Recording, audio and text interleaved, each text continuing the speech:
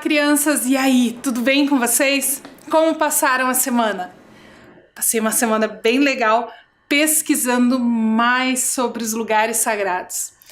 Lembra que na semana passada nós falamos sobre os montes e as montanhas?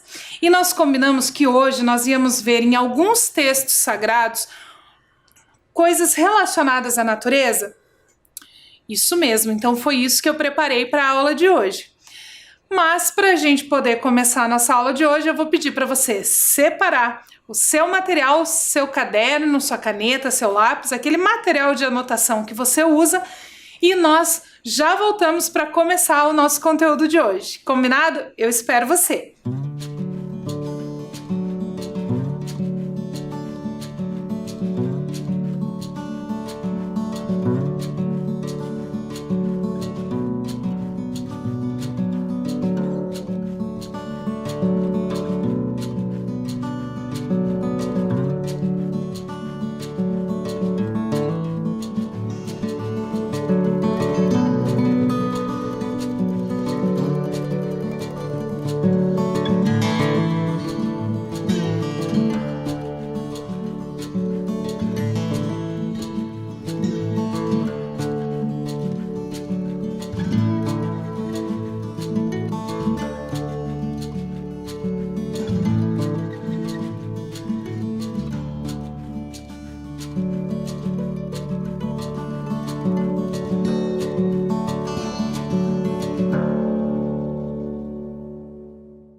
Nas semanas anteriores, nós falamos sobre rios, montanhas e montes sagrados. Nós vimos como as religiões tratam esses espaços ou mesmo as culturas, as pessoas que vivem nessas regiões. E hoje nós vamos ver como a natureza aparece em diferentes textos sagrados. Nós vamos ler juntos aí alguns textos, algumas falas que vão nos mostrar como que as religiões lidam então com essas questões relacionadas à natureza. Para começar, nós vamos ver como os judeus e os cristãos falam da natureza. Lá no Velho Testamento, isso mesmo, quando Deus criou o mundo. Vamos ler juntos? Acompanhe a leitura lá comigo. Na história da criação, nos primeiros capítulos da Bíblia, Adão e Eva foram colocados em um jardim, o Jardim do Éden, para trabalhá-lo e cuidar dele, segundo Gênesis 2,15. A palavra trabalho é muitas vezes traduzida como servir. Logo, o homem tinha, e ainda tem, a função de servir como jardineiro de Deus nesta terra. Mas o que será que isso quer dizer? Vamos pensar na ideia de um jardineiro. Pensa lá que você tem um jardim bem bonito e você vai contratar alguém para cuidar desse jardim. Você vai contratar uma pessoa que vai cortar as árvores, arrancar as flores, pisar toda a grama, colocar fogo lá nas plantinhas que você tem? Não.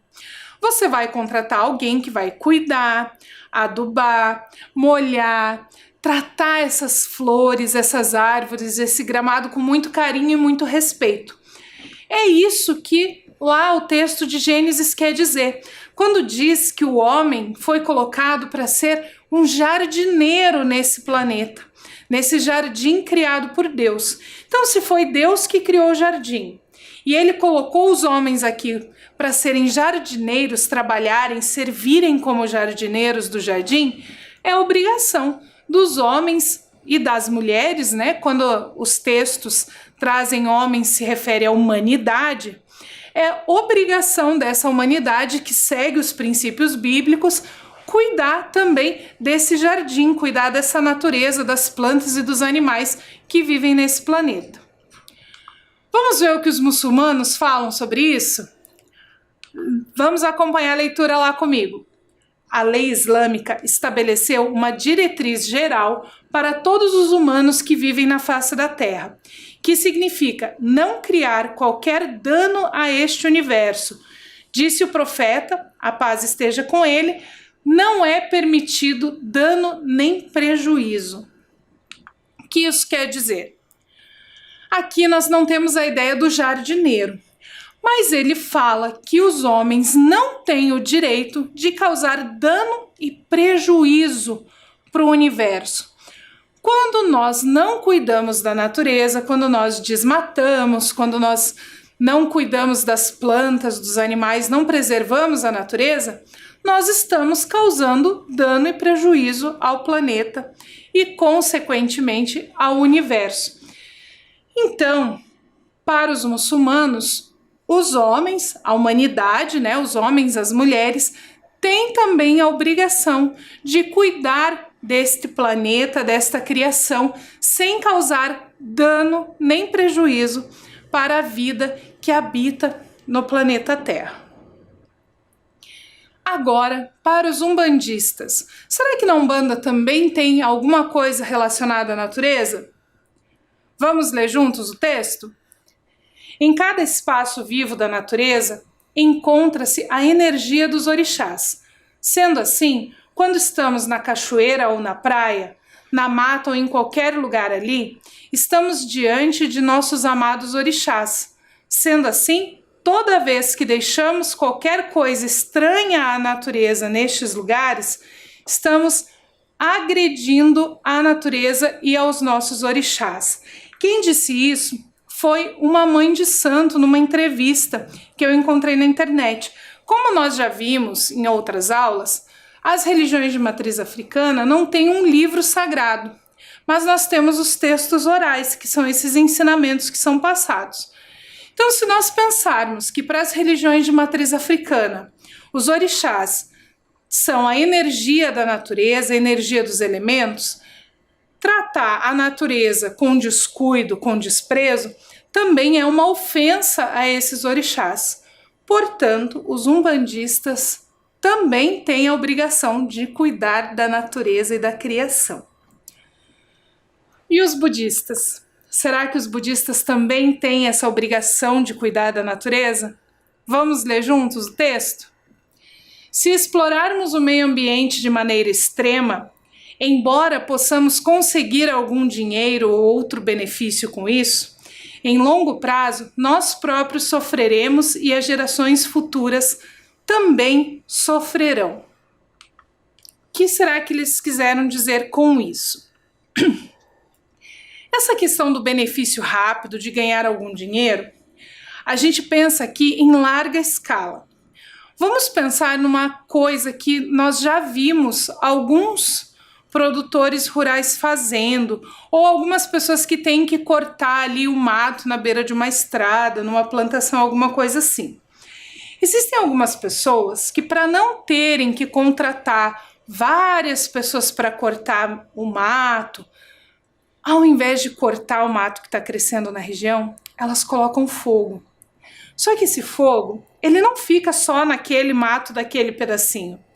O vento faz com que esse fogo se alastre e vá para as florestas, acaba matando os animais.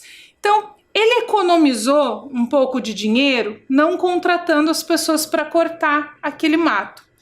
Mas se a gente pensar no planeta e a longo prazo, olha quantas plantas morreram por causa daquele fogo ali naquele pedacinho de mato. Então, dessa forma, é uma ação extrema. É uma questão ali que ele, para economizar um pouquinho de tempo e de dinheiro, acabou destruindo uma parte muito grande de vegetação. Isso já aconteceu várias vezes, não só aqui no Brasil, mas em várias partes do mundo. Agora os indígenas. Será que para os indígenas também nós temos alguma coisa específica sobre cuidado com a natureza? Vamos ver juntos? Os Yanomami, por exemplo, utilizam a palavra Urihi, para se referirem à terra-floresta, entidade viva, dotada de um sopro vital e de um princípio de fertilidade de origem mítica.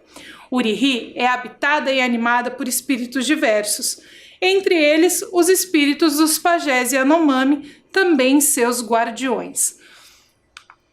Se a gente pensar que a natureza tem espírito, é uma entidade viva e que os espíritos habitam a natureza, de acordo com a cultura Yanomami, a gente sabe que eles vão cuidar dessa natureza, preservar essa natureza, porque eles têm essa ligação muito forte, a espiritualidade deles está ligada à natureza. A espiritualidade é a sobrevivência. Então, eles são grandes protetores da natureza e têm muito cuidado com a natureza, com as florestas, com os rios. Os espíritas também vão ter várias determinações relacionadas à natureza. Nós agora vamos ler juntos uma delas. Acompanhe a leitura comigo. No Livro dos Espíritos, capítulo 5, na Lei da Conservação, diz: a terra produziria sempre o necessário, se com o necessário soubesse o homem contentar-se. O que eles querem dizer com isso? É que a natureza, ela produz o suficiente para a gente viver bem. Se nós soubermos viver com o que é suficiente, sem precisar a mais. Mas o ser humano sempre está buscando o a mais, e com isso ele acaba prejudicando a natureza, e a natureza deixa de produzir, inclusive, o suficiente, porque ela acaba sendo deteriorada, acaba sendo destruída. Assim, nós podemos dizer que proteger a natureza também é uma atitude sagrada. E como essa frase é muito importante, eu vou pedir para você copiar ela no seu caderno, combinado? Copia lá essa frase e a gente já volta.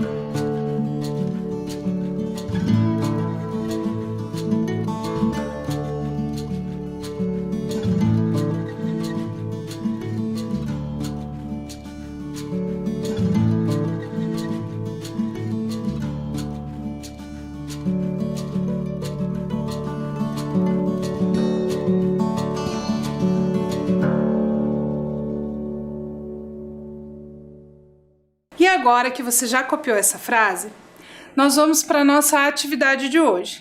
Mas para a nossa atividade de hoje, antes de eu te contar o que você vai fazer, eu vou te mostrar algumas questões, certo? A nossa atividade de hoje, ela é uma preparação para a nossa aula da semana que vem, certo? Então eu separei aqui 3 mapas de 3 lugares diferentes. Um mostra a região aqui do prédio onde eu estou gravando essa aula para você. O outro mostra perto de uma escola da nossa rede e o outro também de uma escola, certo? As escolas que eu escolhi para esse trabalho foram a escola Júlio Moreira e a Escola Municipal Lapa. Então eu vou mostrar para vocês o entorno dessas escolas, mostrando para vocês algumas questões importantes para a gente pensar. Combinado? O primeiro mapa que está aí na sua tela é aqui do prédio onde eu trabalho. E esses balõezinhos vermelhos mostram alguns lugares que eu quero que você preste atenção.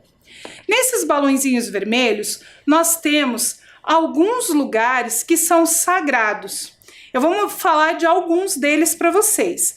Ele mostra ali a Igreja de Jesus Cristo dos Santos dos Últimos Dias, a Igreja Presbiteriana Chinesa, Paróquia de São José, Associação Brasileira da Igreja de Jesus Cristo dos Santos dos Últimos Dias, Igreja Evangélica Almas para Cristo Restaurada, Convenção das Igrejas Evangélicas do Brasil, Província da Santíssima Trindade das Irmãs da Santíssima Trindade, Assembleia de Deus Central e alguns outros espaços. Isso só naquele quadradinho. E isso que esse mapa da internet, ele não consegue marcar todos os espaços sagrados. Ele mostra só aqueles que têm site, que têm registro na internet. Então, nesse pequeno quadradinho, olha quantos espaços religiosos apareceram. Uma coisa interessante da gente pontuar é que esse prédio fica num bairro chamado Alto da Glória. Ele faz divisa com o centro da cidade e com o centro cívico da cidade de Curitiba. Nessa região, nós não temos a presença de religiões de matriz africana e indígena. Nessa região, nós temos apenas as religiões cristãs, outras religiões ocidentais e outras religiões orientais. O próximo mapa que nós vamos ver é da Escola Municipal Sei Júlio Moreira. E lá nos balõezinhos vermelhos nós temos Igreja do Evangelho Quadrangular, Ilê Alaqueto Logum Edê Ioiá, que é um terreiro de Umbanda e Candomblé, Igreja Evangélica Assembleia de Deus, Centro Espírita Paz, Paróquia São Brás, Igreja Universal e uma Igreja Gnóstica do Brasil. Só ali no entorno da Escola Municipal Sei Júlio Moreira. Lembrando que, como eu disse para vocês, o mapa não marca todos os lugares, mostra só alguns. E por fim, lá da Escola Municipal Lapa, nós temos no entorno da escola, aqueles balõezinhos vermelhos, os seguintes espaços: Igreja Evangélica Restauração do Reino, Igreja Pentecostal Caminho da Paz, Templo Heróis da Fé de Abraão, Templo de Umbanda São Miguel, Templo da Comunidade Evangélica, Igreja Evangélica Apostólica, Comunidade Evangélica Siloé, Igreja Universal do Boqueirão, Congregação Cristã do Brasil, Projeto Cristão Fazendo a Diferença, Igreja de Jesus Cristo dos Santos dos Últimos Dias, Irmãs Missionárias Jesus Crucificado, União Brasileira e Igreja Evangélica Assembleia de Deus. Isso só ali no entorno da Escola Municipal Lapa.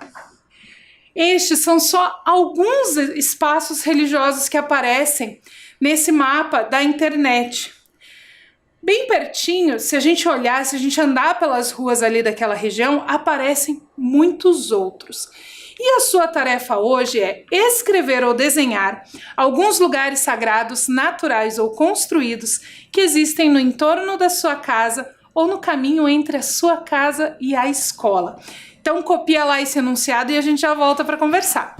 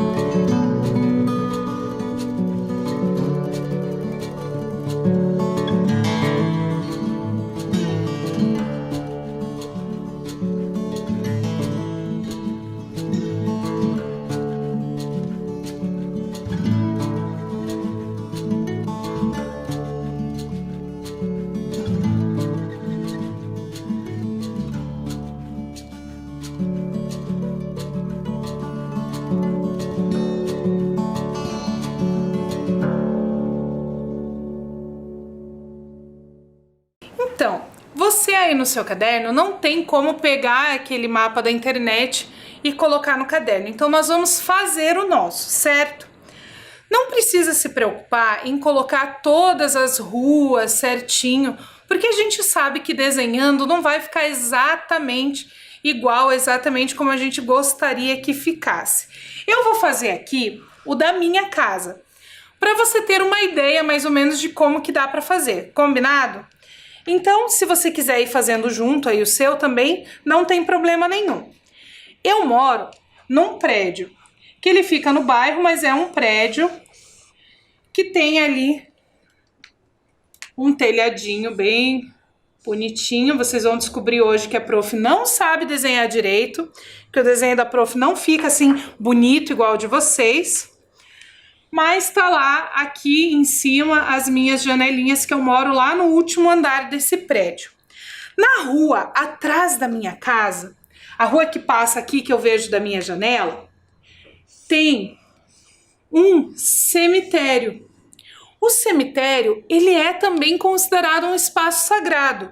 Mesmo que ele não seja um espaço de culto religioso, ele é sagrado porque ele é o espaço onde as pessoas ficam guardadas, né? Depois que as pessoas morrem, elas ficam guardadas ali. E tem muitos símbolos religiosos nesses espaços. Então, eu vou desenhar aqui o cemitério que tem atrás da minha casa. A gente pode só fazer aqui no muro do cemitério, que tem lá do lado da minha atrás da minha casa, tem uma cruz bem grande e o nome dele é, então, Cemitério de São Gabriel. Esse é o primeiro espaço sagrado que tem ali, que eu vejo da janela da minha casa.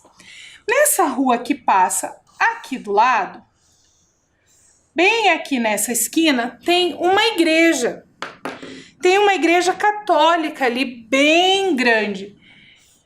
Eu não lembro o nome dessa igreja católica, mas para a gente sinalizar que é uma igreja católica, eu vou colocar ali um símbolo que normalmente as igrejas católicas têm.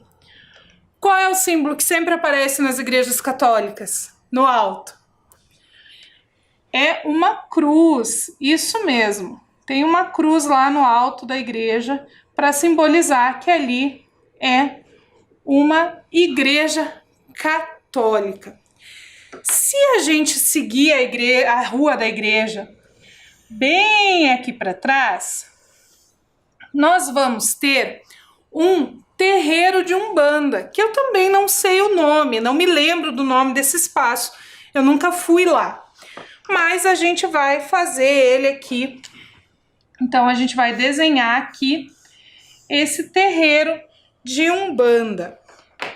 Para esse terreiro de Umbanda, nós vamos colocar um símbolo também para simbolizar aqui, para a gente não, como eu não sei o nome do lugar, a gente vai colocar também um símbolo desse espaço. Eu vou usar aqui um símbolo que eu já vi algumas pessoas usarem, que é um tamborzinho, que eu já vi que algumas pessoas da Umbanda usam este símbolo. Aí tem um outro lugar aqui que a gente pode dizer que é um lugar sagrado, porque nós vimos que a natureza é sagrada, né? Nesse espaço aqui, nós temos um bosque. Nós aprendemos na nossa aula de hoje que a natureza é um lugar sagrado. Então, eu vou retratar aqui um bosque.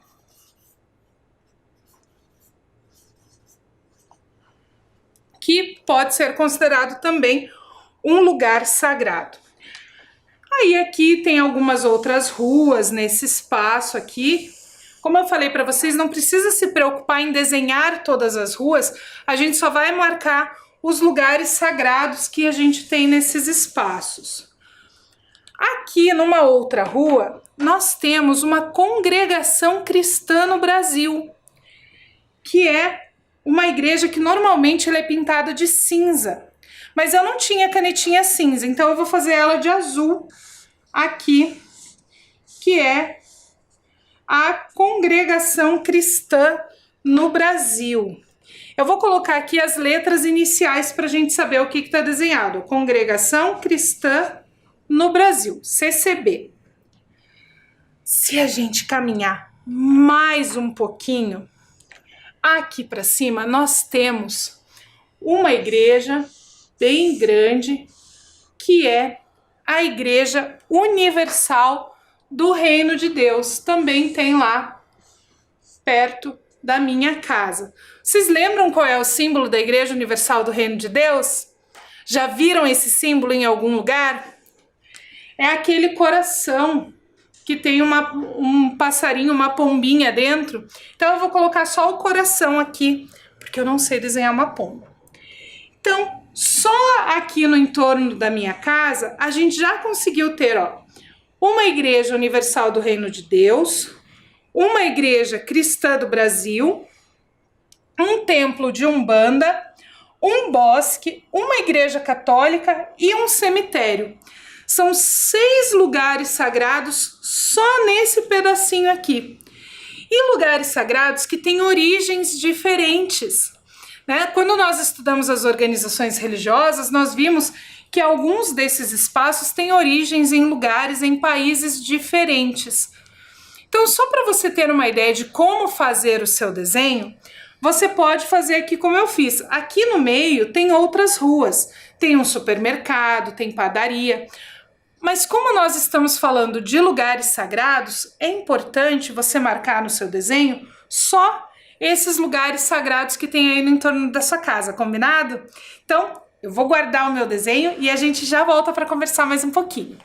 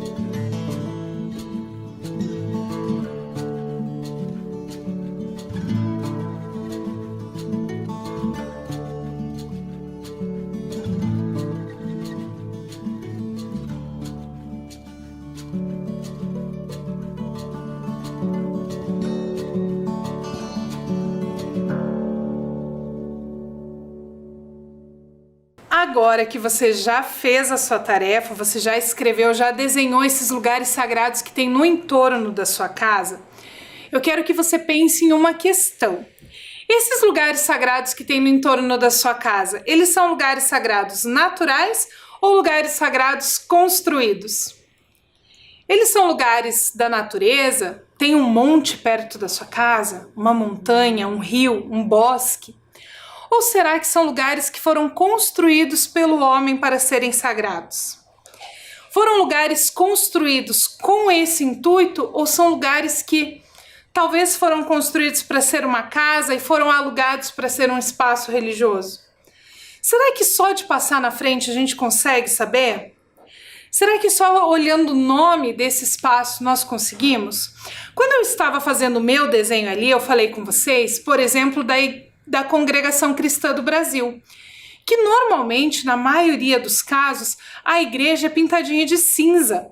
Então, muitas vezes, mesmo que ela não tenha uma placa na frente, que ela não tenha o nome escrito, só pela cor do espaço a gente consegue identificar.